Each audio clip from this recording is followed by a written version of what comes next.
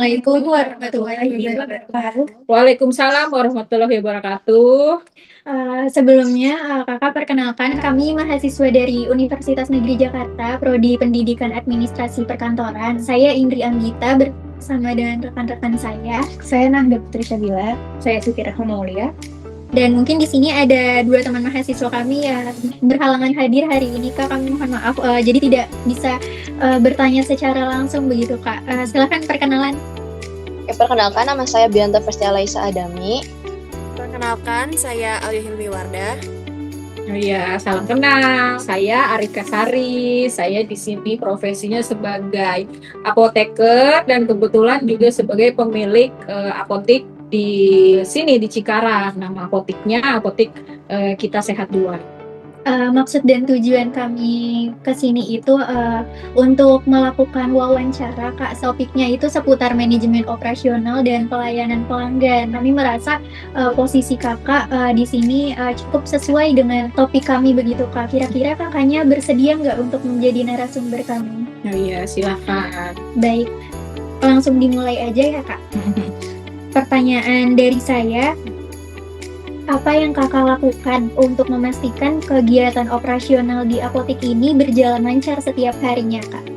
Jadi pertama itu harus memastikan ketersediaan obat-obat di apotek ini tersedia, ya kan. Kemudian kedua mungkin tata letak penyimpanannya untuk obat-obatan di sini harus sesuai, ya. Ketiga, kebersihan juga kan harus kita lihat. Terus secara proses administrasinya dari resep-resep yang biasa diterima di apotek untuk melihat purchase untuk obat-obat yang disediakan di apotek gitu ya, pembeliannya ya.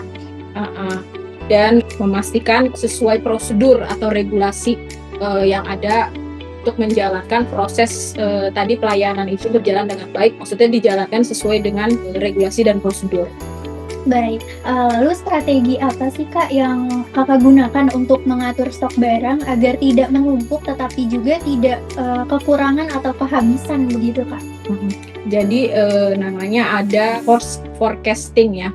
Kalau di manajemen penjualan kayak gini namanya forecastingnya tuh kayak Pareto. Jadi memang ada secara Paretonya ada minimal dan maksimal gitu ya. Jadi memang menghitung pembeliannya yang disediakan untuk ketersediaan stoknya aman itu berdasarkan Pareto dan Min-Max dengan metode yang biasa dibeli oleh pasien, namanya metode konsumsi kan. Kalau mereka datang beli, otomatis obat-obat yang dibelinya tuh yang keluar secara fast itu yang kita harus sediakan gitu. Jadi metodenya metode konsumsi dan dihitungnya secara berdasarkan Pareto. Gitu. Nah, dalam mengatur stok barang tersebut, kendala apa aja sih, Kak, yang sering Kakak hadapi begitu, Kak? Dan gimana cara Kakak mengatasinya?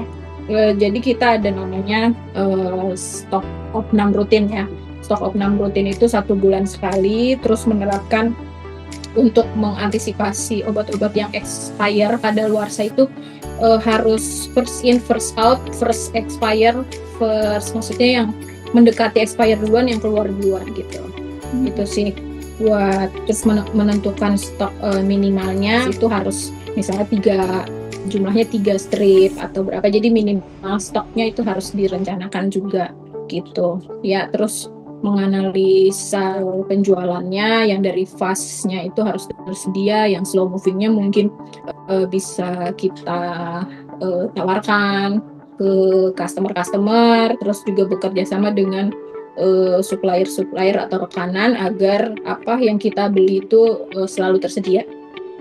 Oke, baik, Kak. Lalu langkah apa yang dilakukan jika terjadi barang rusak, kadaluarsa atau tidak laku terjual? Jadi gini, untuk barang-barang yang kadaluarsa atau tidak laku gitu ya, kita pisahkan, kita catat. Kita kan melakukan stok opnam rutin 1 bulan sekali. Jadi memang obat-obat yang mendekati expire 6 bulan itu memang harus dijual gitu biar cepat terjual laku, atau memang diretur ke supplier untuk tukar ED yang jauh. Tapi diusahakan kita menerima barang juga untuk obat-obat yang mendekati expire ya tidak kita terima. Jadi paling tidak obat yang kita pesan itu harus maksudnya expire-nya paling lama tuh setahun gitu. Jadi tidak akan menjadi menumpukan. Jika memang sudah kadaluarsa, ya mau nggak mau harus dilakukan pemusnahan namanya ya. Jadi pemusnahan itu ya sesuai dengan prosedur pemusnahan obat. Terus nanti kalau yang tidak laku ya namanya slow moving, ya dievaluasi lagi nanti. Jika memang tidak laku tidak disediakan kembali gitu ya. Oke, selanjutnya siapa yang bertanggung jawab dalam proses pembelian dan pengecekan barang busuk? Yang pasti ada apoteker penanggung jawab untuk melakukan pembelian atau purchasing atau yang ditunjuk oleh pemilik apotek. Dan untuk penerimaan barang ya petugas asisten apoteker namanya atau tenaga teknis kefarmasian untuk yang melakukan pengecekan penerimaan barang datang dari rekanan. Selanjutnya saya izin bertanya mengenai kakak nih apoteknya kan banyak sekali pasokan obat dari beberapa supplier kan. Nah, bagaimana cara kakak nih memilih supplier yang tepat gitu loh? Memang untuk ketentuan rekanan dari apotek itu ya yang harus legal, yang resmi, yang memang sudah ada surat izinnya, namanya pedagang besar farmasi. Ya, jadi distributornya juga harus resmi dan sudah terdaftar di perizinan ya, badan legalnya sudah ada. Jadi emang yang harus kita pilih yang sudah resmi atau rekanan untuk beli obat-obat ini. Nah, kakak nih mengatur tenaga kerja atau pelayannya di waktu tersebut itu bagaimana? Ya memang di sini masih 2 shift ya. Dibukanya dari jam 7 sampai jam 9:30 malam. Jadi 2 shift. Untuk sementara ketenagaan masih cukup, baik ramai maupun tidak ramai. Jadi masih cukup di 2 shift dan dengan 2 ketenagaan. Gitu. Mungkin yang selanjutnya akan dilanjutkan oleh teman mahasiswa dari Zoom ya. Silahkan.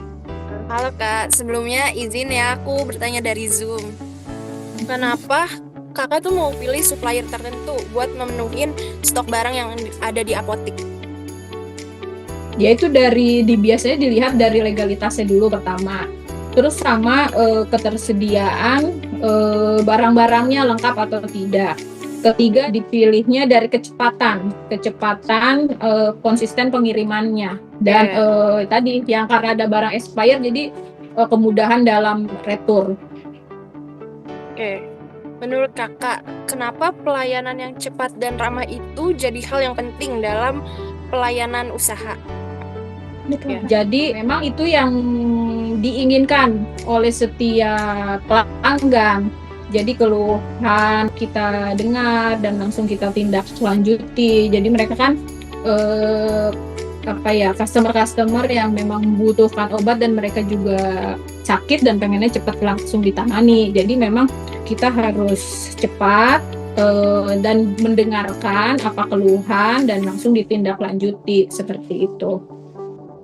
Oke, sekian pertanyaan dari aku. Mungkin bisa dilanjut sama temen aku yang ada di Zoom yang satunya lagi.